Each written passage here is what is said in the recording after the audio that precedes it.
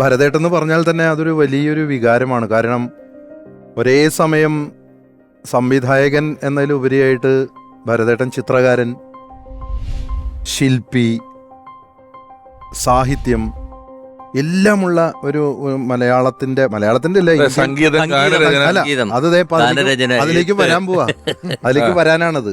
ഇതിന്റെ എല്ലാത്തിന്റെയും ഒരു ടോട്ടൽ ക്രിയേറ്ററാണ് ഇന്ത്യൻ സിനിമയിലെ തന്നെ. അപ്പൊ ഒരു സമ്പൂർണനായ ഒരു കലാകാരൻ. ഇവിടെ ഭരതേട്ടന്റെ 2 ശിഷ്യന്മാരെ കൂടി കണ്ടപ്പോ ഇനി അങ്ങോട്ടും മേളം തുടങ്ങാണ് നമ്മള്. അതെ, നിങ്ങളുടെ ഒരു സൗഹൃദത്തിന്റെ തുടക്കമൊക്കെ എപ്പോഴായിരുന്നു ജയരാജേട്ടാ? തൃശ്ശൂരിലൊരു സുഹൃത്താണ് പറഞ്ഞത്, ഭരതേട്ടന്റെ ഒരു പുതിയ ഒരു സിനിമയുടെ ആലോചനയുണ്ട്, അത് കുഞ്ചൻ നമ്പ്യാരെ കുറിച്ചാണ്. അപ്പോൾ അതുമായി ബന്ധപ്പെട്ട് അതിൻ്റെ ഒരു റിസർച്ച്, അതുമായി ഒരു അന്വേഷണം ഒക്കെ നടത്തുന്ന സമയമായിരുന്നു. അപ്പോൾ എന്നോട് പറഞ്ഞു ഒന്ന് പോയിട്ട് ഭരതേട്ടനെ കാണാം. അപ്പോൾ ഞാൻ പറഞ്ഞു ഭരതേട്ടനൊന്നും കാണാൻ എനിക്ക് പറ്റില്ല, കാരണം സച്ച് എ ഗ്രേറ്റ് ഡയറക്ടർ, നമ്മളെന്ത് പറയാൻ, അല്ല നമുക്കൊന്ന് പോവാം.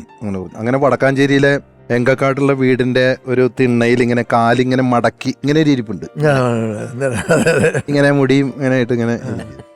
അപ്പോൾ ഞാനിങ്ങനെ ചെന്ന് എന്നെ പരിചയപ്പെടുത്തി. അപ്പോൾ എന്നോട് ചോദിച്ചു നീ എന്താണ് ചെയ്യുന്നതെന്ന് ചോദിച്ചു എന്നോട്. ഞാൻ പറഞ്ഞു ഞാനൊരു 1 man പെർഫോമറാണ്, സോളോ പെർഫോമൻസ് നടത്തുന്ന ആളാണ്. അത് വളരെ പുള്ളിക്ക് വളരെ ഇഷ്ടപ്പെട്ടു. സോളോ പെർഫോമൻസ് അതൊക്കെ ഉണ്ടോ നമ്മുടെ നാട്ടിൽ? ഇത് 95-ലാണ് കേട്ടോ, 94.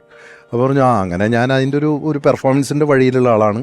അപ്പോൾ പുള്ളി പറഞ്ഞു എനിക്കൊന്ന് കാണണം നീ എന്തൊക്കെയാണ് ചെയ്യുന്നത്. ഇത് ഭരതേട്ടന് മുമ്പിൽ പെർഫോം ചെയ്യാണ്. പുള്ളി ചിരിയോട് ചിരി, അതായത് ആക്ടേഴ്സിനെയും MT സാറിനെയും ONV സാറിനെയും സുകുമാർ അഴീക്കോട് മാഷയും ഇതൊക്കെ അവതരിപ്പിക്കുന്ന കണ്ട് പുള്ളി ചിരിയോട് ചിരി.